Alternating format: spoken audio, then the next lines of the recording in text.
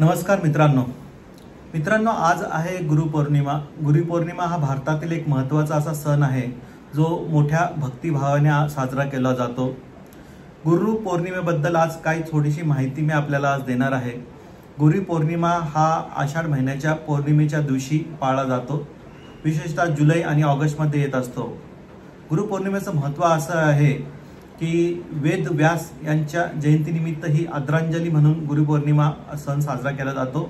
आपल्या जीवनात गुरूंचे म्हणजे शिक्षक, आपले मार्गदर्शक किंवा आध्यात्मिक मार्गदर्शक जे असतात त्यांचे महत्त्व साजरे करण्यासाठी गुरुपौर्णिमा हा साजरा केला जातो। आपले ज्ञान, शहाणपण आणि चारित्र्य घडवण्याचा गुरूंचे जे योगदान आहे ते ओळखण्यासाठी आपण गुरुपौर्णिमा ही साजरी केली जाते। हे गुरुपौर्णिमेचे महत्त्व आहे।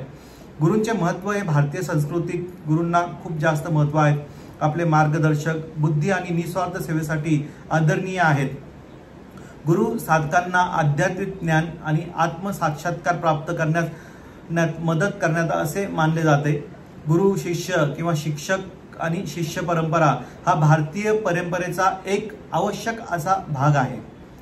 हा सण जो आहे तो उत्सव म्हणून असा साजरा केला जातो। भाविक आपल्या गुरूंना, जे शिष्य असतात ते आपल्या गुरूंना प्रार्थना करतात, फुले आणि नैवेद्य सुद्धा अर्पण करतात। अनेक लोक ह्या दिवशी उपवास सुद्धा करतात। गुरूंच्या सन्मानार्थ विशेष पूजा पण करतात, कुठे प्रवचन सुद्धा होत असतात। काही लोक कृतज्ञता म्हणून आपल्या गुरूंना दक्षिणा सुद्धा देतात। गुरुपौर्णिमेचा एक संदेश आहे, जीवनातील मार्गदर्शक किंवा मार्गदर्शनाचे मूल्य ओळखा। ज्यांनी तुमचे ज्ञान आणि शहाणपण किंवा चारित्र्य घडवण्यासाठी मदत केली त्यांच्याबद्दल कृतज्ञता व्यक्त करा। तुमच्या गुरूंकडून शहाणपण, मार्गदर्शन आणि आध्यात्मिक वाढ मिळवा, हे गुरुपौर्णिमेचा संदेश आहे। गुरुपौर्णिमेच्या आपल्या सर्वांना मनापासून शुभेच्छा। धन्यवाद मित्रांनो।